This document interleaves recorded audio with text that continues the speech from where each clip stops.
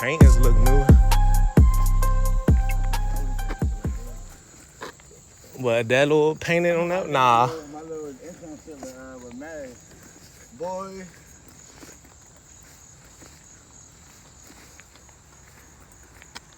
Nigga, I was in that bitch eating burgers all day. Motherfucking Jones bigger than Mash, man. Yeah, Lackey. Tez. What's going on, y'all? Your boy Zay here again, back with another interview. Here with my man Tez, my good brother. 10 years plus done known each other, you know. We here back at our old stomping grounds. Really his stomping grounds, though. This was my stuff. But yeah, like, I played ball here with him, you know. We grew as brothers. We here today not to just talk about all the old shit in the past, but we here to talk about, like, what we doing now, but also how, like, what we did here or even at the collegiate level, how that transitioned us to be like working professionals today and just like, you know, businessmen today. What's up, Ted? Nah, for real. My boy. Yeah, bro. Appreciate you having me on here. Yeah, nah, no doubt, man. We gonna get more content going soon, though. But I've just brought you out here today. You know, we gonna talk about yourself, who you are. This is the Deontez Thompson. But, you know, a lot of us know him by other names, but we ain't gonna get into that. But yeah, this is Deontez Thompson. We here at Lackey High School here in Charles County, Maryland. Lackey, home of the Lackey Chargers. A lot of good players that came out of this school, man. I can say a lot of people that I played with were pretty good athletes, you know, and did, you know, had longevity with this football thing. One of the big guys here, you know, his name ring bells, you know, in the Southern Maryland area, even in the PG County area, they know about him too. You know, his transition from here to Lackey, you know, I want him to talk to y'all about like how it molded him today. So, you know, tell him about yourself, Tez, like about a little what you got going on, you know, who you are today. We're going to start there. Who are you today? You know, tell me about your brand, what you build, and who Deontez is. Yeah, so my brand's called Fitter for All. The name Fitter for All, literally, as it's described, if any person got a physical goal of any sort, I'm the man with it, whether that's in the gym, outside the gym, outdoor workouts, athletes, non-athletes, little kids, elders. But I'm pretty much trying to build a fitness platform for anybody with a physical goal, any need, training purposes, non-training. I'm just trying to get back in a way to where I knew something like this, I wish I would have had more of something like this as an opportunity presented to me coming up. If I did, I would have been able to take advantage of it. And from me being able to do it, the little bit I was able to have this type of system or support when I was coming up. Main thing is I'm just trying, this is my way of giving back to everybody. I knew how big it was, how effective and beneficial it was to have some type of mentorship going on, some type of leadership around you, or just having, you know, certain resources around you, like how it shapes you not only as an athlete, but as a person, depending on who you're getting that knowledge, that training from and stuff like that. Because you got some people, they just like to go out there for the quick check. They just tell you do whatever for that hour or two. But me, I like to actually sit down, talk to the kids, whether it's a kid or an adult, just talk to them, learn about them, tell them, you know, from my experience, from my standpoint, what I think. And then we just, honestly, we go hand in hand with the client and the trainer relationship. Yeah, I got you. I like that. I like you said that, you know, giving back. You found your way to give back. And like this, you know, these interviews, these are the ways that I'm going to give back, you know.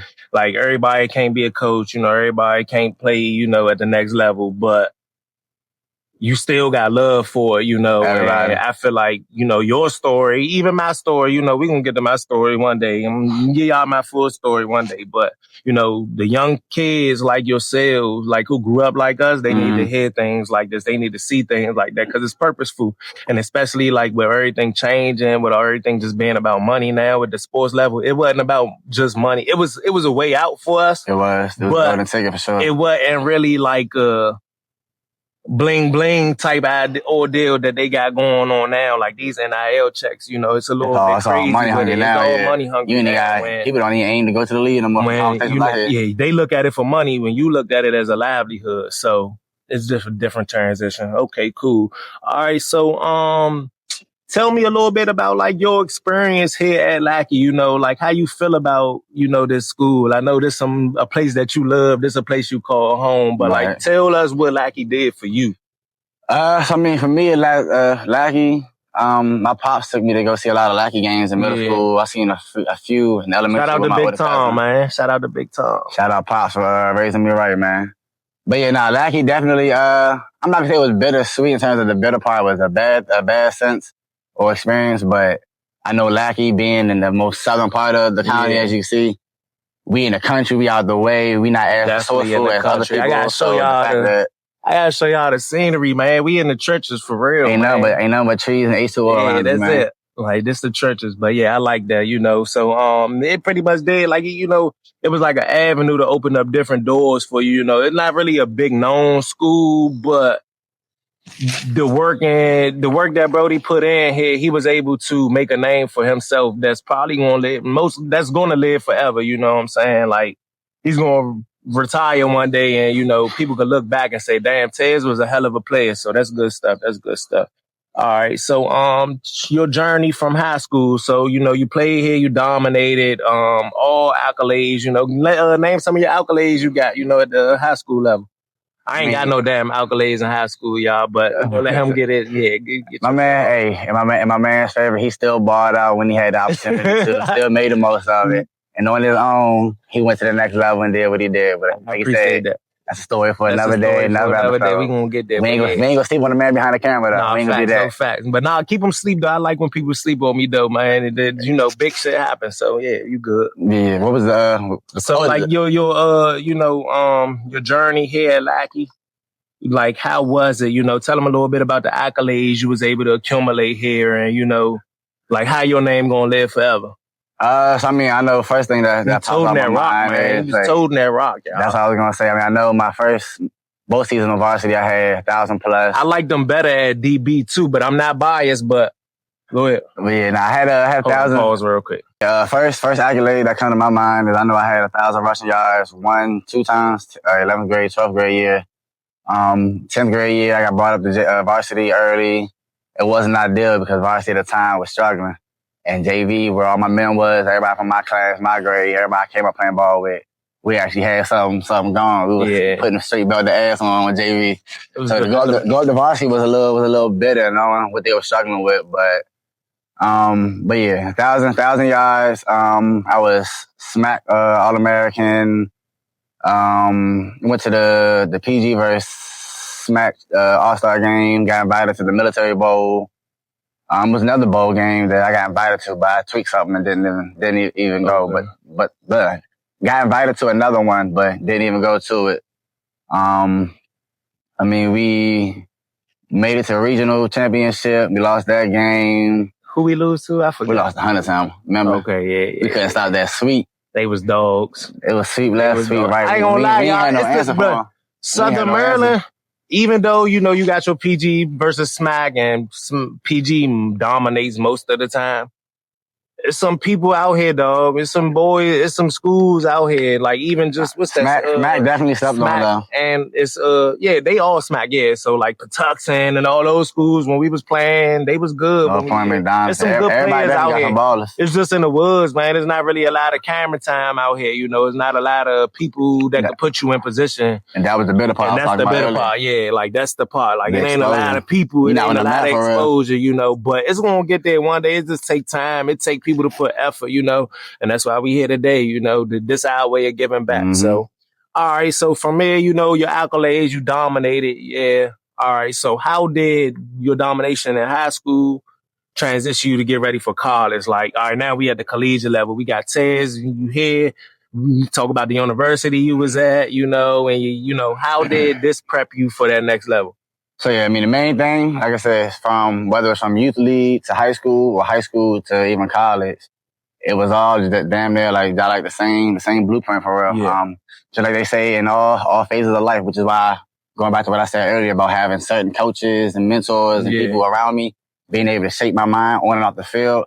All I knew was take consistency and apply what I was doing and do it to the next level and just up the intensity, the trainings, probably, you know, tweak a thing or two now that I'm going to a higher level and all. But I mean, consistency was the main thing. I knew going to a new college and starting over as a freshman, my name wasn't Kane the same way it was around here, like you was talking about earlier. You come in, you gotta earn that, man. You gotta earn them. Some people come to school with a name though, like a little biased, but you gotta earn. Yeah, but you still gotta put some work in. You could have been a dog when you was in high school, and you come to college. I'm telling you, it's a whole different ball game. You gotta transition yourself. But that's why I asked him that question, because I wanted to know how did he do it. But it was a mindset thing. So between mindset, changing mindset. People in your ear telling you, not always, it's not always a good thing to listen to everybody. You always definitely gotta block the noise out. You take what you can from the advice that's given to you and you place it where you think will be effective in your life. So that's where, because that's what it was like a lot of people in my ear for me to get to my journey when I, left high school and trying to figure out what the hell I was going to do. I ain't have a big name in high school. I ain't have no accolades in high school, so my transition from coming to play, I played football my whole life. But in high school, just, fell out of love with it, then picked it back up, and then, just wasn't as dominant as I should have been. But when I was able to get to that collegiate level, I had to grow. Right. I had to listen to people, I had to stay after. So it was just a little different transition. I fuck with that. Cool. So, what school did you go to? I went to the University of Richmond. Okay. And Richmond Spider, shout out how long you did there? How long I did? Like it was a sentence. I was there for all 4 years. I redshirted my first year. Okay, yeah. Redshirted the first year. Got out of there after I graduated. After my first 2 years. Like I said, redshirt year, we went probably like 10-4, tied conference with JMU, went to the national semifinals, lost to North Dakota State, who's like the Alabama D1 AA division. To this day. But they went up though. They went up a level, yeah. But they still decent though. They still decent. D1A now. Yeah, cool. Okay, so like when you went to Richmond, was it like what you expected though? Like I know like that is different, but how was it for you? Both like sport wise and on and off the field, I mean on the field, like it was since day one, it was a vibe, like coaches wise, and it wasn't until that coaching staff where things really clicked, and I'm like, all right, like this is like all across the board, like this is a legitimate coaching staff, and my head coach even said, and it took him saying that for it to really click. I'm like, damn, it made me think back to all the coaches I ever once had or a trainer I once had. I'm like, all right, this is why so and so ain't work out, or this makes sense because of that. Like when my coach Rocco, my head coach, Coach Rocco, was like, if any of my coaches ever tell you to do something and can't give you an explanation of why to do it, and it's more so of a just go do it because I said it. I'm the coach type shit. Like stuff, huh? I'm hot, my bad. Nah. Stuff like that, I'm like, all right, I can get with that logical type of thinking. So, I mean, with my experience with them, with that being like the foundation of it, I'm like, all right, it seemed like what you got to do. If you make it make sense, then everything's cool type shit. So, I mean, given that, I mean, it made football a little smoother. I knew everything we was doing. There's a reason behind everything. So since that was the blueprint that was put onto us, me, like I said earlier, I try to take what I've always been doing, then I tweak it, of course, at the collegiate level. So now I'm like, all right, it's more so of a logical thing. Because football, I forgot the ratio they say, but it's whatever 6%. percentage mental and the other percentage is physical. I was talking about like the amount of people who actually play at the next level. Yeah. Oh no. Just in terms of 80% physical or 80% mental. Might be 80-20, 60-40, something like that. But the mental aspect of it, like hearing that, I feel like my game matured at that level because now instead of me in high school, I get the ball. I'm like, all right, if I see green, he ain't about to tackle me. He gonna miss. I can, college, everybody ain't knowing that. I got humble quick on my first run. I tried to grab it. Sideline, bro. That DN who was setting the edge. Yeah, he gonna set the edge every time. Pursuit drills, man. Them pursuit drills real. I feel that. So, but I mean, my experience though on the field was definitely like that. I say I was put in a good position to actually learn, at least for my first 2 years. Cause then after that, we had coaching staff change. That's a long story. But you still dominated though, right? Yeah, I mean, I dominated for what I had control in. Like I said, my first 2 years, redshirt year, everything that was on scout team and practice, I was sharpening all the starters up, bro. Sharpening everybody. That scout, that's how you get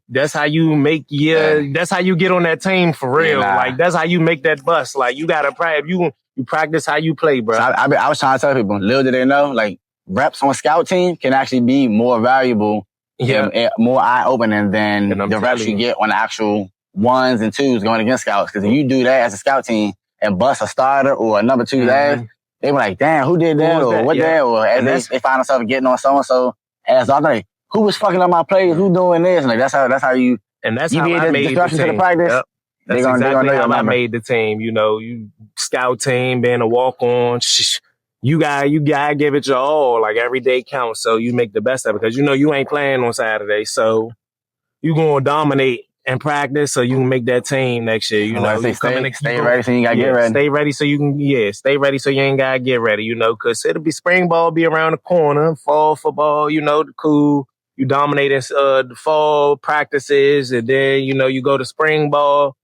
You should have a name by then because you did everything you supposed to do. I'm saying, and if it ain't even stay ready until you get ready, stay ready until you get that opportunity. Yeah, nah. One thing about me, I always took. I just made a post on my story the other day or yesterday on my fitness page.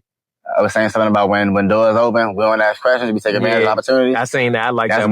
That's been my story for my athletic career, my entire life. Cause I was never, honestly, from now thinking about it and looking at it right now, saying it out loud, from like ankle biters to college, I was never, until I went to Illinois, I was never looked at as the real number 1 running back. Yeah. It just happened to be that my good man, actually, somebody got hurt, somebody got in trouble, or something happened to where, all right, Tej, your number got called, go out there and show. Like I said, just being consistent all across the board. Whether it was 1 rep in the weight room, 1 rep at practice, 1 rep in the spring game, drive in the game, like, make the most of every opportunity, then shit. Like I said, they come knocking when you show what you can do. Okay, so all right, tell me, what was your biggest accomplishment as an athlete, you would say? I give you mine. So me, as an athlete, I was able to earn 2 degrees from it, won 2 championships. Those probably my biggest accomplishments that I was able to get. I would say that me winning a championship, but between winning conference once and tying conference, I enjoy those. That's but I would say conference championship. I ain't never won a national championship either. But shit, a ring is a ring. Yeah, now mine probably would go between getting that scholarship, which is the bread and butter that actually opened the door and allow everything to come afterwards. And because me, you got to think as a kid, like we were saying earlier, coming out of this area, it's not like no rough area, no poverty type of area, but in terms of, like we were saying, it's out the way, off the radar, no exposure, so you got to tend to do more to stand out or grab somebody's attention. Because you can get stuck. Yeah, but saying the main thing I used to always tell everybody that I used to pride myself on along my journey was not being a product of my environment, meaning falling into the same BS that the next person's doing or because everybody got a good man and some more who coulda, woulda, shoulda been a baller, but they chose to be on that side of the fence of the street and do something different. But I always prided myself on using football as my golden ticket to aim for getting that, to get up out of here, learn something different, explore, and be exposed to more. A lot of people out here get stuck, bro. They just get stuck in the normal. Like, this one of these, like, rural cities and areas that you see on the movie. Doing nothing quick. You know, y'all go to high school, everybody cool. Y'all had a good time in high school, football cool, partying cool. And then when you graduate, it's shit like Friday Night Lights, bro. Like when Boogie Miles, like, what I'm gonna do? Nah, seriously. Like, I'm telling you, after sports here, it's like, what is my next move? And that's the problem, like, they have in this area. Like, you don't have a lot of mentors or guidance to help you get where you need to go. You know, you do have a few, but it's like, it take a village, you know? So, like, I feel like a lot of more people could have been further from down here, like you were saying, like, yo, you woulda, coulda, shoulda, coulda, woulda. And just about that company you keep and who you prefer to be around. Like they say, you are what you eat. And say you job like who and what you keep around you. Nah, facts. So, cool, man. So, how did your journey along with playing college sports mold you into the man today? You can also use like how high school molded you to who you are today. But like, you know, how did everything you went through transpire transition you to Deontez Thompson today, IT guy, or Fit for All? How did it transition you? I feel like, you know, my journey, everything I did transitioned to me who I am at this very moment because it prepared me to know how to talk to people. I could go in any room, talk to anybody, have a conversation with anybody, rather in business, I ain't in the streets, but like, I can have a conversation with anybody because, playing sports allowed me to learn different people. Sometimes I'm on the team, 130 people, you got to know how to deal with all these people. Y'all living together. Y'all doing everything together. Y'all brothers, so it taught me how to deal with people. So I could say that.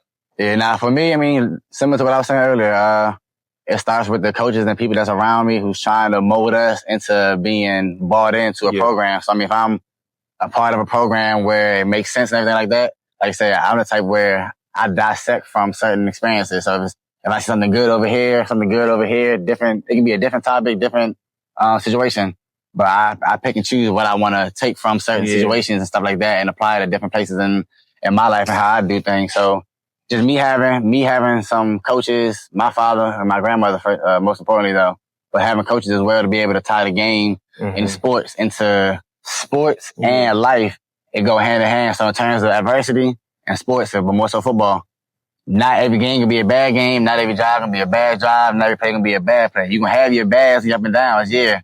But if you lose a rep or get knocked in your ass, get your ass back up, go out there, find a better way to do it again, and don't make the same mistake twice. So, I mean, just taking concepts like that, like I said earlier, being consistent with everything, just that allowed me to, build character. I guess the main thing for me was definitely to mature. The fact that it helped me mature. Character. When you mature and see things in life, and whether it's through your life and your sport differently, it help you kind of like settle down, like how it is in the game. Like chill out. Game, your ass definitely used to be can't sit down. So it definitely, it's the most chill I ever seen this nigga, bro. This guy.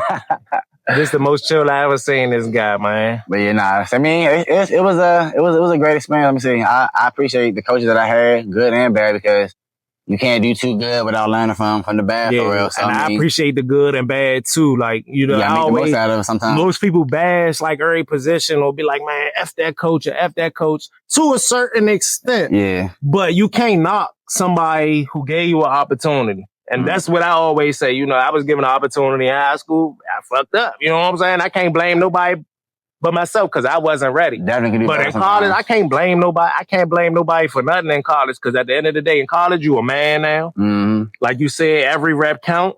Stay ready so you don't got to get ready. That's where accountability and responsibility is at its highest. Yeah, I agree with you. So, this transition, like how, you could talk to them about Fitted for All, so they can see you, and then we'll encrypt some stuff within this video so they can see, so the people can see you and know who Tez is. But where you see yourself going in the next few years, is Fitted for All like a brand you would see yourself putting like behind football? Or is this like a brand you want to be like universal the way I can see? Because like when I talk to you on the daily, like you looking for more clients to work out at work, rather it's at work or you working out by yourself. It don't matter coming to you. Right? It don't matter. You know what I'm saying? So what can you see yourself going in the next year? So I'm definitely trying to grow.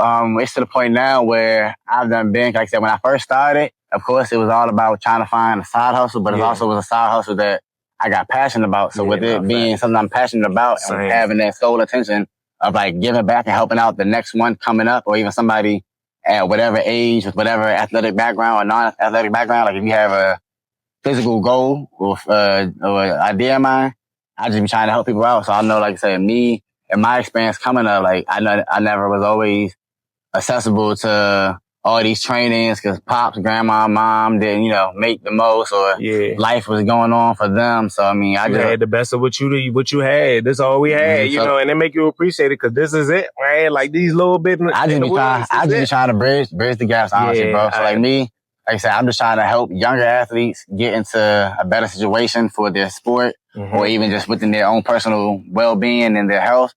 But I mean, five and years. And mental too. And the mental. Definitely the mental.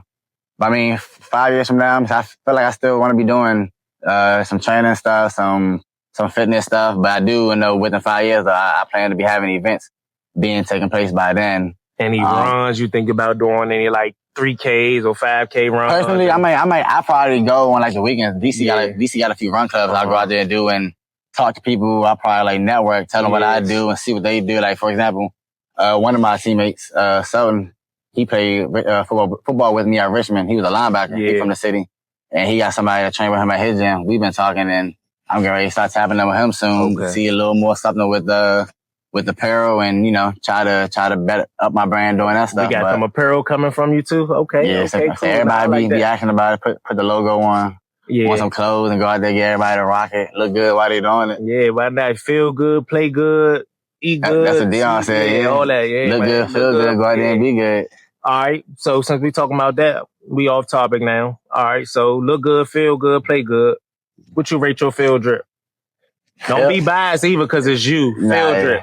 Field drip, I ain't we gonna post some pictures too. Yeah, nah. We gonna post some pictures, so we gonna do this. Drip matter, right? We gonna do it from different areas. All right, because I know we start for high school. All right, high school wasn't bad. So I probably say my senior year drip, I give it a 9.5. I ain't give myself a 10. I get mine a 4, fool, but we not the 4. Yeah, I get mine a 4. At least you had the socks on though. Some people ain't had no socks, but nothing I had on. I see why I ain't play. I ain't look good. But all right, what about college? College, I probably give myself. I had something that's not your last years, bro. Because when your last school, I ain't gonna say name, but the Adidas, man, we don't do Adidas, man.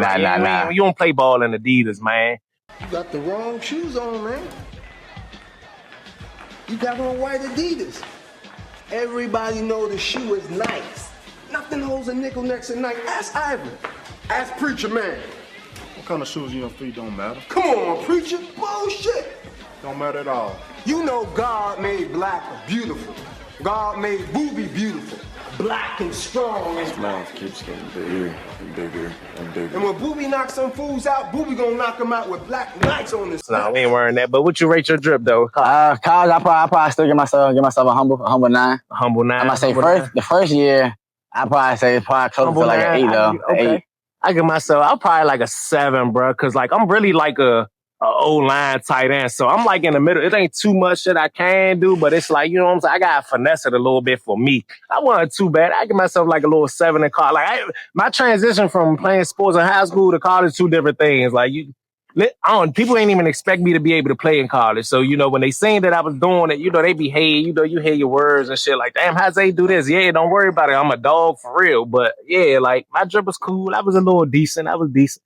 All right. Cool. So, next for us, for me and Tez, I want to book a workout session with you. We're going to go live. We're going to record it. Do like a little vlog of the workout. Sure, workouts that I could do. You doing a lot of calisthenic workouts now. Like 100 burpees, right? No, I ain't doing 100 burpees. I can't throw myself up. Like, you know what I'm saying? Yeah. I can't throw myself up. You ain't got it. What I tell all my clients is, don't even be ashamed. You just get it how you get it. No, I wouldn't be ashamed. You just seen me jump a gate, so I can do it. But I don't want to. Like, mentally, I don't want to do that shit. But I probably could do it. I definitely gonna do it. So you gotta get it how you get it. You gotta walk before you run. So you definitely gonna lock in. So you just let me know whether we in the gym with it, we at a park with it, destination location with it. That's what I'm also doing too, the backtrack when your other question I'm earlier for where I was in 5 years. Yeah. I'm trying to get it to where now where I can have a website so people just start booking what they want to do, where they put ideas of what I should do or what I should offer. And then people can like say they can meet me at a trail, at a bridge, and stuff like that. Because I be working wherever. Definitely be open to more destinations outdoors. Because the outdoor workouts, like if the weather ain't too bad or it ain't overly hot, like you can't beat the vibe with nature, bro, while you're working out. How you were saying earlier, like, the mental, and at least me personally and some of my clients, like everybody get that thrill when you outdoors. All right, I feel that. Well, cool. I appreciate you coming here with me today, Tez. I'm gonna keep walking your journey, with you. Hopefully you do the same with me. We going to get some more content going, vlogs going, and we just going to keep dominating every aspect of life. Real brother, man. Bro. Yeah, dog.